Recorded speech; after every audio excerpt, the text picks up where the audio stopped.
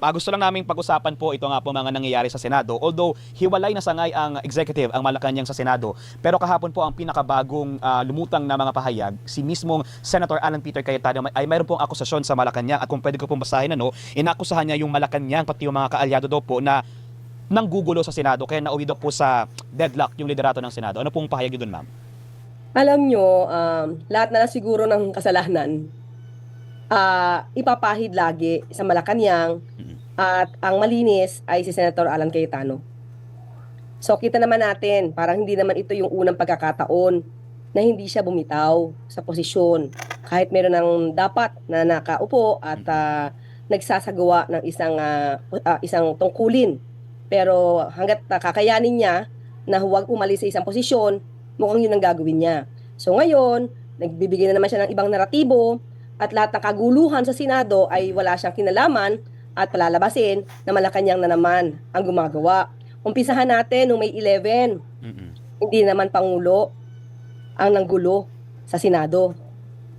At that time na nagkaroon ng putukan, sino ba nag-utos na mag-aresto at mag-lock and load order? Diba? Sino ba yon? Sa Pangulo ba galing yon?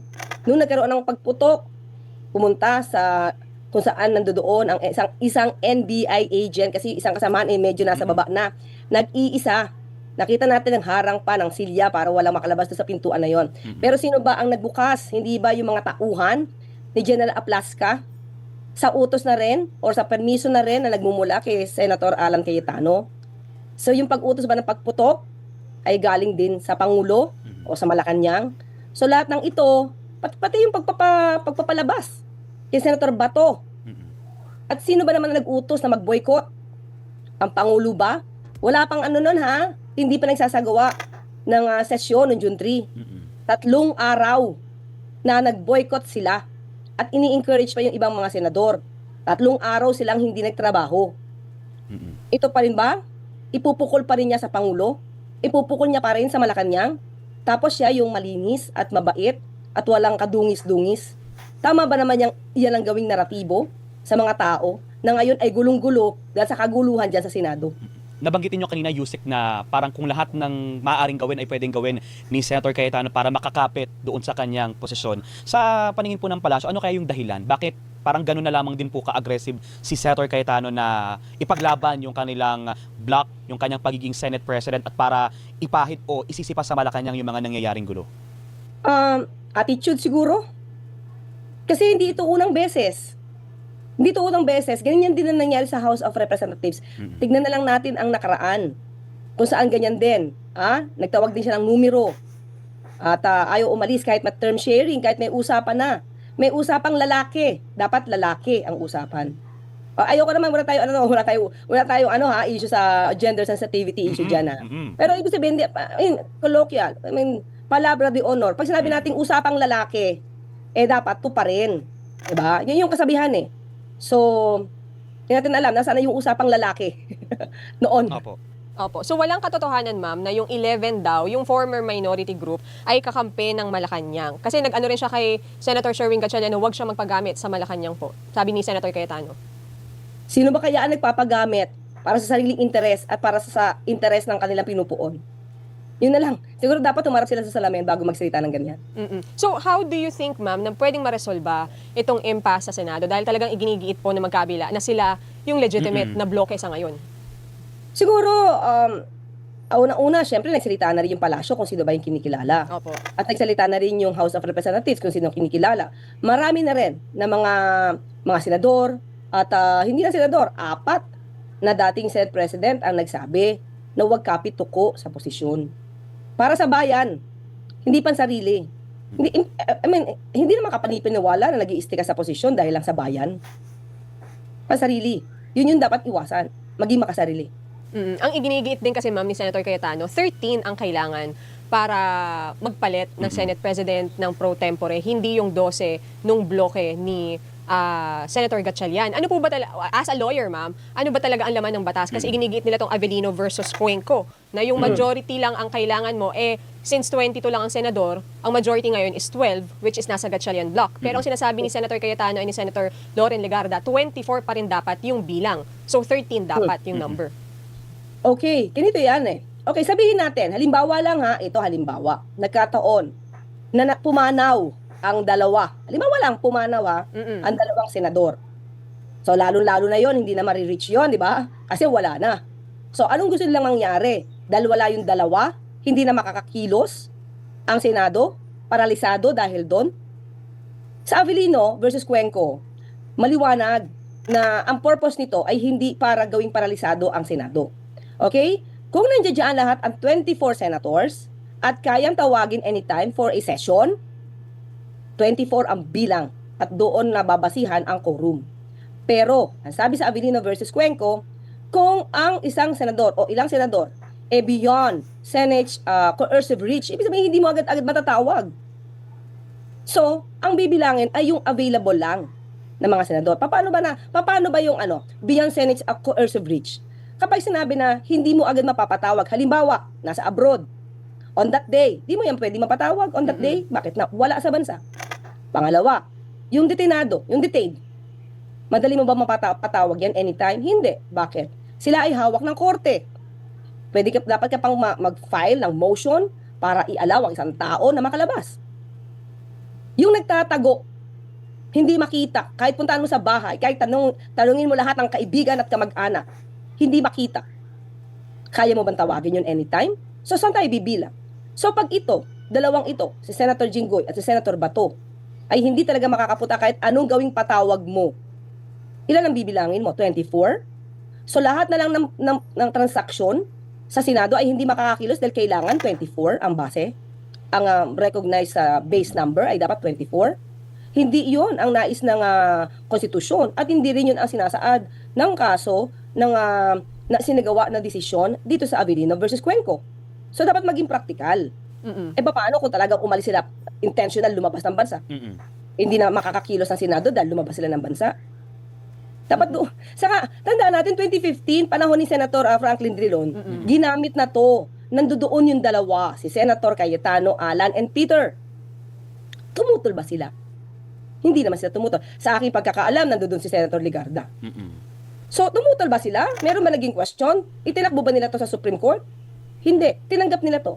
Sabi ni Senator Franklin Drilon at ni Senator Gordon, ito yung ginagawa, ito yung practice. Ito yung normal na transaksyon ginagawa nila. So, kung may bakit sila ngayon magkakaroon ng question? Dahil hindi pabor sa kanila? Opo, yun nga ma'am, kung may president na palang ganun before na sinang-ayunan naman pala ni na Senator Cayetano yung paggamit ng Avellino versus Cuenco na decision, bakit kaya this time parang kabaliktaran, hindi nila ina-acknowledge or at least hindi nila sinasite yung Yung instance na yun. Siyempre, kung ano yung conveniente sa kanila, yun ang gagamitin nila. At yung hindi pabor sa kanila, i-ignore nila yan. So sabi nga natin, hindi to first time nangyari kay Senator Alan Cayetano. Lumalabas na may pattern sa kanya. So yun na lang siguro yung kasagutan, maliwanag naman kung ano yung mga nagawa niya na at maaari niya pang gawin. Pero ma'am, as far as you know, tama ba na ideklarang vacant din yung pro tempore saka yung Senate President position? Kasi dapat 13 votes ka raw eh. We understand yung quorum, pwede yung 12 lang. Pero yung dapat 13 daw para sa Senate President at pro tempore ang bilang nung kabila. Okay. Maliwanag naman yun sa Constitution. The Senate shall elect its President by a majority vote of all members. Okay? To elect, hindi naman to remove. Di ba? So in other words, yung quorum na yon pwede masagawa ng transaksyon.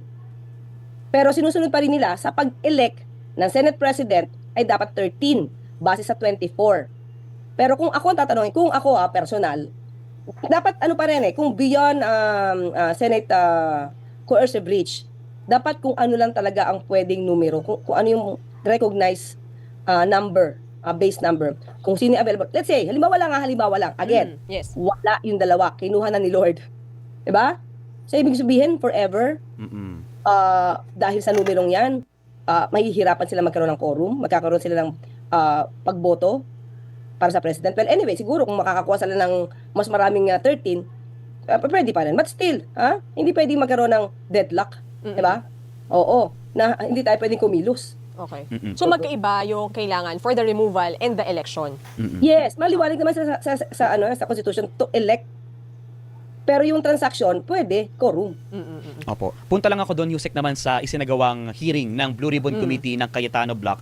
Although, sinagot na po ng Malacanang yung akusasyon noong mga 18 Maleta Boys tungkol doon sa di umano'y pag-deliver ng maleta sa bahay ng Pangulo sa Ilocos. Pero yung ilan po mga pinangalanan ay decided silang magsampa ng reklamo doon sa mga testigo po na iyon. Ang Pangulo po ba, ang Malacanang, pinag-aaralan din po magsampa ng reklamo laban po dito sa kanila?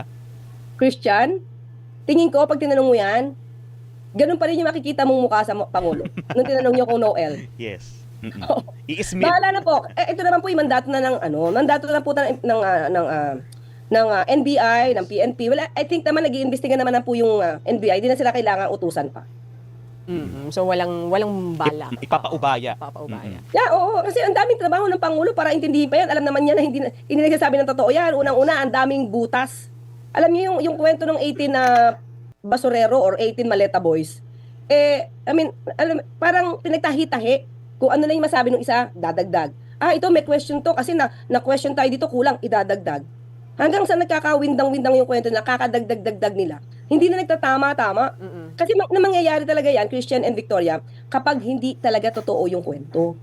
So, kumbaga wala sa memory nila, wala sa utak nila yung pangyayari. Kasi hindi nangyari. So, ang hirap mag-imbento ng kwento, maiiba yan. Kaya nga hindi alam kung sa sea ba, lake ba, basta daw tubig. Imagine mo kung dati kang miyembro ng Marine Corps, tapos ganyan kababaw yung level ng intellectual capacity mo, ay talagang dapat ka matanggal sa pagiging miyembro ng Marine.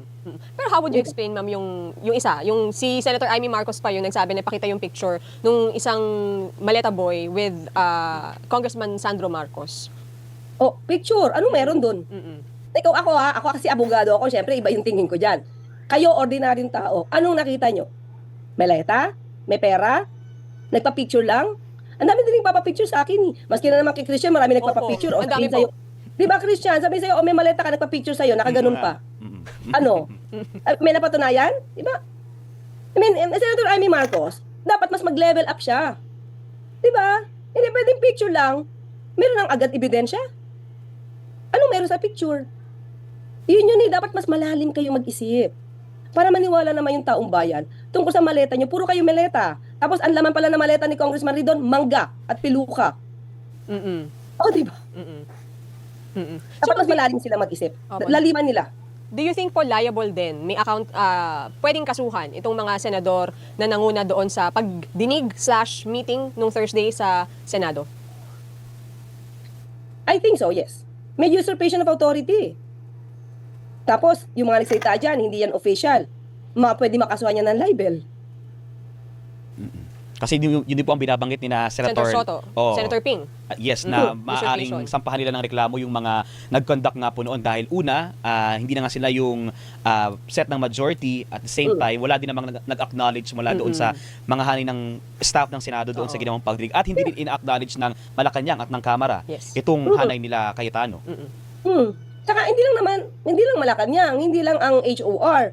Maraming mga legal experts, pati nga sabi natin, mga dating senador, Senate presidents, pati nga yung framer ng Constitution nagsasabi na tama, at pati IBP, no? Organisasyon ng mga lawyers nagsasabi na legal, tama yung session ng June 3. Opo. So ma'am, ang tanong ngayon ay kung magpapatawag po ba, ang Senado po ang magre-request, di ba, for a special session. Meron na po bang development doon? Sa ngayon, wala pa na ibibigay sa ating anumang detalye patungkol diyan. Pero ang Pangulo po ay handa para diyan.